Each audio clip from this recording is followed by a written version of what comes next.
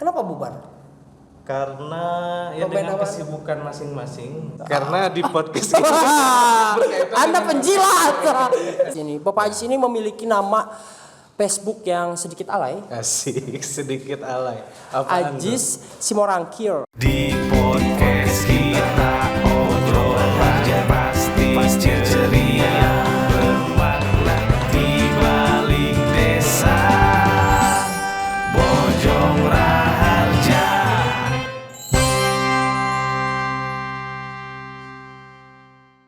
Oke, kembali lagi di podcast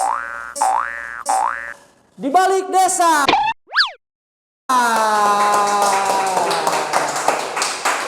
Saking banyaknya episode saya lupa apa namanya. Di balik desa podcast. Kali ini saya akan mendatangkan seorang bintang tamu. Siapa tuh? Dia itu seorang seniman, olahragawan, dan terkenal juga di Bojong Raharja. Ya. Kita sambut saja, ini dia Chris John.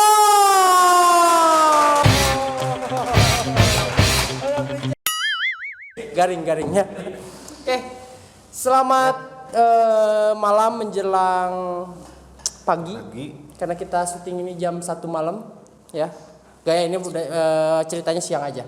Oke, kita udah kedatangan salah satu seseorang yang apa ya? Apa? Terkenal lah, bukan terkenal gak? Nggak terlalu sih. Gak terlalu. Cuman mungkin agak posisinya hampir sama dengan Pak Kades, sama gak sih? Bisa dibilang mitra ya. Kerja lah. Mitra kerja. Ya, ini dia Bapak Abdul Aziz Prasetya. Pristiadi. Oh, Pristiadi. Bapak Abdul Aziz Pristiadi, Ketua BPD Desa Bojong Raharja. Ya, terima kasih Anda sudah mau diundang di podcast yang sederhana ini. Ya. Sama-sama, bro. Oke. Kita ngobrolnya slow ya. Biar boleh. Jangan terlalu tegang. Kita menyesuaikan aja. Oke, siap. Bapak Ajis ini seorang kapiten. Pak Ajis seorang kapiten ya. Oke, Bapak Ajis ini adalah Ketua BPD Desa Bojong Raharja. Tapi sebelum kita membahas tentang BPD, saya pengen tahu historinya, perjalanannya dulu Bapak Ajis, ya. Bapak Ajis ini dari 1, 2, 3, 4 bersaudara. 4 bersaudara. 4 bersaudara. Dan anak paling besar ya.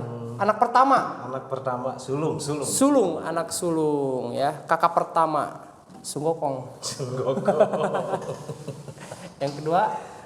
Yang kedua ada Muhammad Syahrul Ramdhani atau biasa disebut Ayui. Kang Ayui ya. Dan yang ketiga ada Deki Juniansyah. Ya. Dan yang terakhir si bungsu itu ada Raisya Nur Aziza. Cewek satu-satunya dan bungsu. Oke. 4 bersaudara. Oke, sebelumnya Instagram, sorry bro. Untuk Pak Ajis ini terlahir dari keluarga 4 bersaudara dan domisilinya di awal dari kecil di desa Bojong Raharja. Di desa Bojong Raharja, tepatnya di Kampung Cibodas. Kalau sekarang itu RT 002, RW 004. Beda, gitu. Beda kampung sekarang. Karena sempat beda-beda ke RT-an dulu. Di daerah? Masih kampungnya Kampung Cibodas, tapi karena ada pemekaran waktu betul. itu dari Desa Bojong ke Bojong Raharja, jadi ada perubahan RT dan RW. Begitu. Oke, Pak Ajis, sebelum kita mulai pembicaraan tentang BPD, saya ingin membongkar. Asik. Bukan membongkar ya. Membahas histori untuk Bapak Ajis ini. Bapak Ajis ini memiliki nama Facebook yang sedikit alay. Asik, sedikit alay. Ajis Simorangkir. Anjay. Ya, lihat ini buktinya nih. Tring. Ya. Ajis Simorangkai. Oke. Yang jadi pertanyaan, apa itu Simorangkir? Apakah dari penyanyi siapa penyanyi? Semi Simorangkir. Ya bisa dibilang begitu. Berarti Anda sangat ngefans sama Semi Simorangkir. Ngefans banget. Apalagi waktu dulu tuh sempat suka-sukanya sama band Krispati dulu kan. Krispati. Yang lagunya ibu-ibu bapak-bapak. Nah, bukan itu. Oh, bukan itu. Krispati yang mana sih? Yang paling hit sih Krispati. Demi cinta, asik. Lagu favorit. Demi cintaku padamu. Nah, bukan itu sih. Bukan itu juga. Oke, bukan yang pas gue ya. Intinya suka sama si Murangkir. Kenapa sukanya? Apa dari karismanya atau suaranya atau stylenya, cara bernyanyinya atau mungkin dari bandnya sendiri? Pertama dari jenis-jenis aransemen musiknya. Berarti dari keseruan dari bandnya awalnya. Dari bandnya, lagu-lagunya enak banget. Kalau dari Semi Simorangkirnya sih lebih ke karakter vokalnya sih. Oke. Jadinya ngefans banget gitu. Sampai dibikin Ajis Simorangkir. Asik. Ajis Simorangkir. Oke, itu tentang kecintaannya terhadap seni mungkin ya, seni musik. Dan pernah membuat band. Asik. Apakah itu terinspirasi dari Krispati juga? Bukan terinspirasi ya. Kalau misalkan dulu itu tahun 2000-an pasti hitsnya anak-anak muda itu masuk di dunia musik itu bikin grup band. Ya. Bikin grup band. Nah, dibikinlah waktu itu tahun 2007 saya bikin grup dengan teman-teman namanya band Sawargi. Nah, ini kita bahas nih, Sawargi. Kenapa harus namanya Sawargi gitu? Karena identiknya kalau Sawargi itu kan klub-klub bukan klub. Apa ya? Nama makanan. Bukan. Kumpulan calung. Sawargi iya, gitu kan. Sunda banget lah. Mungkin apa diambil Pagetos Sunda. Iya. Pageto. Apakah kenapa terinspirasi harus dengan nama Sawargi? Sebetulnya inspirasi Sawargi itu karena emang teman-teman kita ini yang ada di grup personil itu masih satu keluarga. Yang menjadi member semua adalah keluarga. Masih satu keluarga besar, makanya dikasih nama Sawargi gitu. Dan memiliki udah single yang pertama hits. Yang hits itu ada Mengertilah sayangku, mengertilah kasihku. Itu lagu yang paling hits. Sambil rambut pada gini. Ya. Itu Sawargi band. Kalau dulu kan gak seperti zaman sekarang ya. Band-band indie itu band-band yang ibaratnya DIY yang memproduksi sendiri itu mudah lah. Dengan ada sarana YouTube, bisa upload ke berbagai platform musik, mulai dari Spotify, Joox atau yang lainnya gitu kan. Dulu itu bisa sampai hits, kenapa? Sebetulnya bisa hits itu kita ada beberapa rekanan di radio waktu itu sehingga ada momentum-momentum tertentu sehingga lagu kita banyak diputar. Oke. Oh, mungkin untuk sekilas info bahwa tahun 2000-an itu pengen punya band dan diketahui banyak orang tuh agak sulit ya, harus banyak rekaman, ngasih demo ke radio-radio. Iya, harus demo dulu. Tapi itu rekaman modal sendiri. Tracking itu kita patungan dulu itu. Tracking. Untuk track video. Di studio apa? Musik. Di studio di Acong Studio kalau nggak salah dulu itu di Cisaat.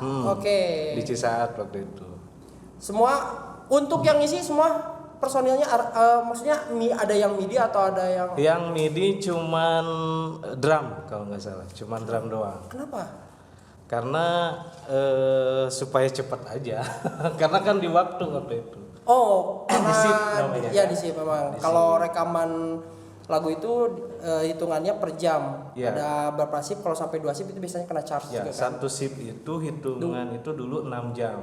6 6 jam berapa? Hitung satu Masih ingat nggak nominalnya? Sekitar berapa? Ya sekitar berapa ya dulu itu 800 ribuan kalau nggak salah. 800.000 kalau zaman sekarang 2 juta lah. Ya bisa aja. 2 juta lah kalau mungkin nominal segitu. Terciptalah suatu album satu single. Judulnya itu apa? Mengertilah. Mengertilah. Asik. Sempat rekaman lagi? Belum sih, Belum, baru satu itu. baru satu. Kenapa bubar? Karena ya dengan Pemain kesibukan masing-masing. mungkin. Pembedaman paham? Enggak sih, lebih ke apa kesibukannya lebih kepada konsen masing-masing personil. Ada yang kerja di mana di luar kota gitu kan. Ada yang pindah domisili, jadi ya gitulah. Karena memang ceritanya. sepengalaman saya juga pernah punya band dan itu tantangan yang paling sulit itu adalah ketika semua personil memiliki kesibukan. Apalagi ketika sudah menikah dan memiliki pekerjaan, itu sulit. Ada beberapa kemarin sempat pengen ada manggung di sekolah ini, ada yang kontak. Kita juga bingung, saya juga bingung kenapa band saya gitu bisa ada yang kontak tetap. Oh ayo reuni, tapi tetap susah jadwalnya. Susah, ada yang udah punya anak termasuk saya. Ya, pasti itu dengan berbagai kesibukan masing-masing mungkin ya. Itulah. Kita balik lagi. Ya. Pak Ajis ini selain suka musik, dia dulu adalah seorang pemain bola. Main bola. Bukan pemain bola ya, menurut informasi suka main bola. Main bola dulu sering sih, cuman setelah SMA ya kalau nggak salah sampai kerja. Waktu kerja itu di perusahaan karena memang ada jadwal futsal, Ya. itu sering olahraga. Tapi kesini makin jarang. Apalagi sekarang hampir nggak ada waktu buat olahraga kayaknya.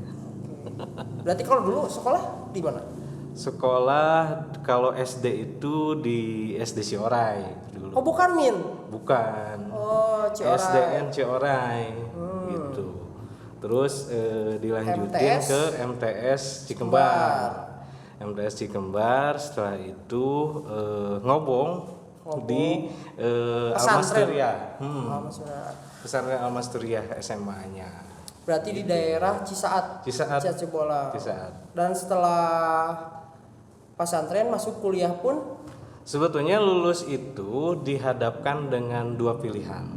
maksudnya Pilihannya itu waktu itu dikasih pilihan sama almarhum bapak itu dulu mau kerja apa kuliah.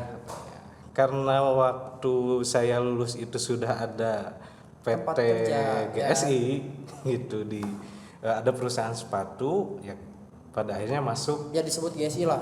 GSI.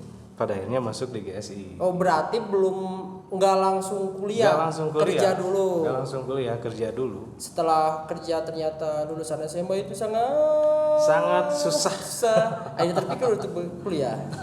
Itu. Akhirnya memilih untuk kuliah. Jadi 2009 lulus SMA, langsung kurang lebih sebulan 2 bulan kerja di perusahaan. 4 tahun dari situ baru masuk kuliah. Sekolah kuliah. Oke. Dan menurut informasi yang didapat oleh tim intelijen RKDD, Ada intelijen. ada ya, intelijen. Kang Ajis ini aktif juga di organisasi. Ya. Betul? Salah satunya HMI. Ya, HMI. HMI berarti itu HMI kuliah kan? Himpunan Mahasiswa Kuliah. Islam. Himpunan Mahasiswa Islam. Bukan Indonesia ya, Islam. Islam HMI. Itu jejak karir di HMI pernah menjabat jadi apa? Di HMI itu kalau bahasa basic training ya, training Ya. awal itu di tahun 2013 akhir. Basic training berarti level lah. Ya, Level. terendah untuk dinyatakan sebagai kader itu di 2013. Ya. Itu 2013. Kemudian 2014 itu jabatan pertama kali yang saya ampu adalah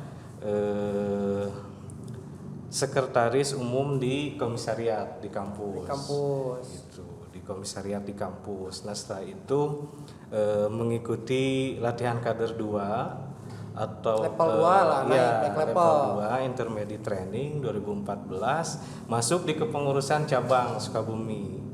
Dan jabatan terakhir itu ketua bidang partisipasi pembangunan daerah atau Kabid PPD. Oh, Kabid PPD. Itu sekitar tahun periode 2016-2017 itu terakhir karir di HMI. Oke. Dan kuliahnya itu Kang Ajis itu adalah apa ya? Di seorang yang tempat kuliahan yang mencetak seorang guru Seharusnya atau guru. dengan memiliki gelar SPD. Ya, seharusnya guru. Guru kan? Kenapa Anda tidak memilih menjadi guru dan menjadi seorang ketua BPD? Apakah dengan gaji guru yang mengerikan di Indonesia? Sebetulnya gini ya, terkait profesi, Ya. output dari kuliah itu memang seharusnya menjadi guru. Jadi guru. Gitu.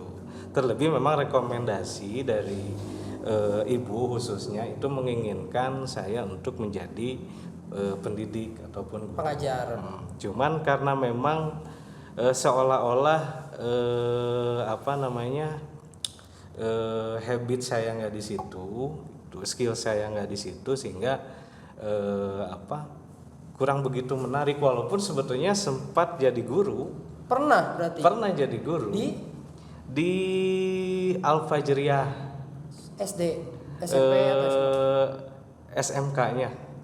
Itu kan Al-Fajriyah itu yayasan milik Pak Kades Bojong Raharja waktu itu. Sempat ngajar di situ hanya 1 semester. Kenapa diberhentikan? Karena banyak ditinggalkan si anak-anak karena banyak kegiatan sehingga dalam proses belajar mengajarnya kurang optimal gitu. Daripada memang anak-anak sering ditinggalin ya pada akhirnya lebih memilih untuk beraktivitas di luar dunia pendidikan. Oke, jadi mungkin alasannya bukan tidak mau mengajar karena gaji atau hal lain, tapi ada yang lebih menarik, mungkin yang lebih menarik di luar daripada mengajar. Ya, kalau menurut saya sih fashionnya nggak di situ. Gitu. Mungkin kalau kuliah ya udahlah kuliah di situ cari pengalaman atau ilmu. Ya. Memang secara basic saya seorang guru, tapi ya ada passion lain yang lebih cocok gitu.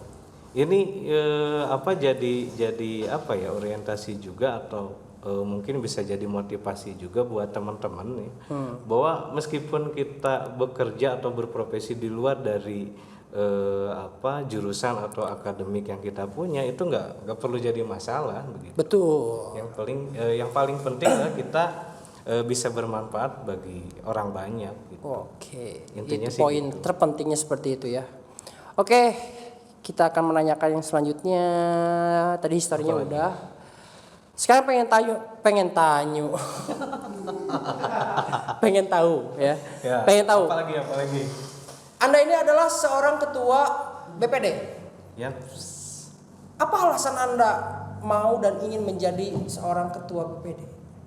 Jadi historisnya gini ya, untuk BPD itu pertama sih saya mulai aktif di desa itu sekitar 2017. 2017. Ya, jadi nyambung di tadi setelah berkarir di HMI selesai, nah pada akhirnya kita mulai aktif di desa. Pertama kali aktif itu dari momentum pemilihan kepala daerah waktu itu gubernur dan wakil gubernur. Waktu gubernurnya yang terpilih berarti siapa? Ridwan Kamil. Itu 2017 saya aktif di PPS. Di Desa Bojong Raharja. Ya. PPS desa waktu itu kebetulan saya jadi ketuanya dengan beberapa rekan-rekan yang lain. Nah, dari situ sebetulnya dimulai banyak aktivitas di desa sehingga 2018 itu mulai ada periode BPD sebelumnya selesai. Oke. Nah, melihat itu ada rekrutmen untuk pendaftaran anggota BPD. Nah, dari situ mulai mendaftar. Karena keterwakilan BPD ini kan dari beberapa kedusunan. Nah, di kedusunan ini khususnya di kedusunan Cibodas gitu kan. di situ kan ada 2 RW, sedangkan keterwakilannya hanya 1 anggota BPD. Nah, ini jadi menarik juga ya. Menariknya itu waktu pemilihan, karena kan harus dipilih secara demokratis atau musyawarah perwakilan. Nah, waktu itu yang dilaksanakan adalah musyawarah perwakilan. Nah, dari musyawarah itu sebetulnya ada 2 calon. Dari ke RW-an RW 3 1 orang, RW 4 saya waktu itu. Nah, sebetulnya dari keterwakilan sendiri yang hadir itu lebih banyak RW 3 waktu itu gitu kan. Tapi ya alhamdulillah karena memang mungkin ya dipercaya oleh warga khususnya kedusunan Cibodas, ya saat itu dipilihlah jadi anggota BPD yang mewakili kedusunan Cibodas. Yang ada yang di mana RW-nya itu ada ke-RW-an dari 2 ke-RW-an, 3 dan 4. 3 dan 4. Karena kan waktu itu sebetulnya yang unik dari mekanisme pengaturannya, kalau periode sebelumnya itu seperti struktur ya, ketua, wakil ketua, sekretaris sampai bidang dan anggota itu di SK-kan langsung oleh bupati. Tetapi di periode saya waktu itu yang di SK-kan oleh bupati seluruhnya statusnya adalah anggota. Gitu. Jadi bagaimana menyusun struktur? Nah, menyusun struktur itu setelah di SK-kan oleh bupati kemudian dilantik, dan langsung kita mengadakan yang namanya itu musyawarah BPD. Nah, disitulah di internal diplenokan waktu itu. Diplenokan siapa yang jadi ketua, baru ditetapkan secara bersama-sama. Karena dia terpilih dengan cara mungkin sidang atau rapat internal lah. Rapat disebutnya rapat pleno itu. Rapat pleno. Oke. Rapat pleno. Jadi ketua BPD sebelumnya selain jadi ketua BPD ada gak cerita lain pernah jadi ketua apa aja? Mungkin ada hubungannya, oh ini berkat jadi ketua ini mungkin saya bisa jadi ketua BPD gitu, ada pengalamannya dari organisasi ini gitu. Apa aja yang pernah jadi ketua? Kalau pengalaman ya jadi ketua sebetulnya Ketua geng pengalaman Pernah? belum. Oh, Kalau belum. geng motor belum. Tapi kalau persatuan janda Oh, Anda janda? Saya bingung. Persatuan janda. menjadi penasehatnya waktu itu. Enggak, saya bingung. Persatuan janda emang mana janda gitu. Enggak, jadi waktu itu untuk ketua sebetulnya ada beberapa. Yang paling terendah itu bukan terendah sih ya. Pengalaman pertama memimpin organisasi itu yaitu jadi ketua panitia pelaksana. Ketua pelaksana. Pelaksana naon sih? Enggak. yang paling rendah itu bukan ketua pelaksana. Naon itu? Ketua kelas. Ketua kelas. Bukan ya, itu pengalaman pasti seseorang yang pertama diangkat menjadi ketua, pasti pengalaman yang paling kecil adalah ketua kelas. Gini, dari kecil. Kalau saya secara pribadi gini ya, dari SD sampai SMA itu nggak pernah aktif di organisasi sekolah. Oke, berarti eskul nggak ada. Nggak pernah ikut. Anda yang mungkin siswa pasif pada zaman Pasif. itu, pasif banget itu. Disebutkan pasif sih ente ya. Ya. Cuman ya yang penting sekolah lah gitu. Oke, jadi Sekolah. sekolah pulang, sekolah pulang, sekolah pulang. Sekolah pulang, nggak terlalu banyak aktif lah. Dan mungkin pertama mendapatkan ilmu atau apa ya, jejak karir tentang organisasi itu bermulanya ketika kuliah berarti. Ya waktu HMI itu atau mungkin sebelumnya? Yang paling dalamnya sih di HMI. HMI. Yang paling dalamnya. Tapi sebelumnya memang yang membentuk membentuk kita mengelola organisasi itu yang paling dasar itu di lingkungan. Di HMI pernah demo? Pernah. Turunkan gitu ya. Pernah gak di gini disuruh Ajis demo saya, nanti saya kasih uang. Kalau masuk ke ranah itu belum sih. Oh, belum pernah. Tapi ada gak sih kayak gitu? Gak tahu deh. Oh, gak tahu. Anda tidak berani menjawab. Cari aman. Oke. Ya, itu kan saya juga lihat dari film-film banyak kayak gitu. Nah, itu saya pengen tahu apakah memang ada di dunia nyata gitu. Karena waktu saya kuliah saya tidak begitu dalam di organisasi Ya, mahasiswa? kayaknya kalau untuk menjawab itu perlu ada riset dulu. Harus ada riset. Oke, kita lupakan. Ya, berarti tergantung dari sudut pandang masing-masing. Ya, benar. Oke. Benar. Pak Ajis, Anda ini kan adalah BPD.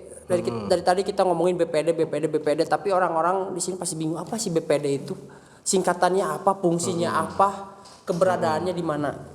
Baik, BPD itu kan Badan Permusyawaratan Desa. Kalau dari sisi tugas dan fungsi, BPD itu sebetulnya lembaga legislasi yang ada di pemerintahan desa. Oke. Kalau ibaratkan legislator di tingkat daerah itu DPRD, daerah provinsi itu DPRD provinsi, dan di RI itu DPR RI. Jadi semacam DPR BPD itu, cuma ruang lingkupnya adalah pemerintah desa. Oke. Ya salah satu mitra dari kepala desa. Ya, berarti sangat berkesinambungan dengan suatu kemajuan desa juga gitu. Bukan suatu ya. Desa itu akan maju atau berkembang itu ketika pemerintah desa dan BPD itu bisa menjalin atau bisa bekerja sama, bersinergi dan bisa bersama-sama untuk bagaimana menyerap aspirasi dari masyarakat secara umum di Desa Bojong Raharja tentunya ya, karena beberapa kali kita melakukan musyawarah begitu di tingkat kedusunan. Memang yang kadang itu menjadi kesulitan adalah partisipasi aktif dari masyarakat itu sendiri.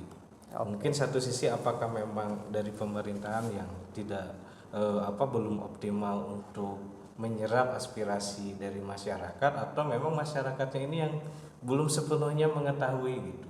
Kalau menyampaikan aspirasi kemana sih gitu kan, padahal di desa ada fasilitatornya gitu, yaitu anggota BPD. Oke, jadi ketika kalian para warga Desa Bojong Raharja ingin memberikan suatu pemikiran atau aspirasi apapun bisa langsung ke BPD. Bisa. Karena ada keterwakilannya tadi. Oke. Di wilayah kedusunan masing-masing. Oke, sebelum lanjut kita akan jadi podcast itu disponsori atau didukung oleh salah satu produk. Produknya apa tuh? Produknya adalah ini. Badan macet sekali. Capek banget hari ini. Wah, apa ini? Eci. Baru cemilan Ecip, keripik singkong pilihan terbaik dengan bumbu rempah alami dengan 2 varian rasa, bawang goreng dan daun jeruk, membuat aktivitas Anda lebih semangat. Ecips, teman ngemilmu setiap hari. Yang kek bos. Wah. Oke, itu dia produk yang mendukung podcast di balik desa Luar ya. biasa, Bojong Raharja. Jadi kalian yang punya produk dan ingin dipasarkan atau diiklankan di podcast kami, bisa banget di media sosial kami, Instagram, YouTube, TikTok. Silahkan hubungi kami ya. Di mana cara menghubunginya? Langsung aja kalian bisa datang ke Desa Bojong Raharja ya. Mantap. Dan bisa langsung kontak ke anggota RKDD. Ini kita punya produk pengen dipajang nih di podcast kita, atau kita pengen diiklanin atau di sebarluaskan di media sosial kita, boleh banget ya. Gratis Ya. Gratis, tapi Nah, ada tapinya ya. datang dulu aja. Mantap. Luar biasa RKDD Bojong Raharja ya. Oke, kita lanjut. Pak Ajis. Siap. Sebagai seorang ketua BPD, melihat kinerja para para staf atau Sekaligus kepala desa juga. desanya gitu, kinerja selama masa jabatan beliau sampai sekarang, penilaian Anda jika dengan angka dari 1 sampai 10, Anda memberikan angka berapa? Kalau melihat angka, tapi sebelum melihat angka sebetulnya kalau saya Ini dari melihat keseluruhan, mulai dari aspek keseluruhan, aspek dari keseluruhan mulai- nih, dari mulai pembangunan, staffnya atau bidang-bidang bidang-bidangnya, yang lain, kinerjanya misalkan gitu, terus pemberdayaannya. output hasilnya gitu, dari mulai apa efeknya ke daerah desa Bojong Raharja Ya. gitu.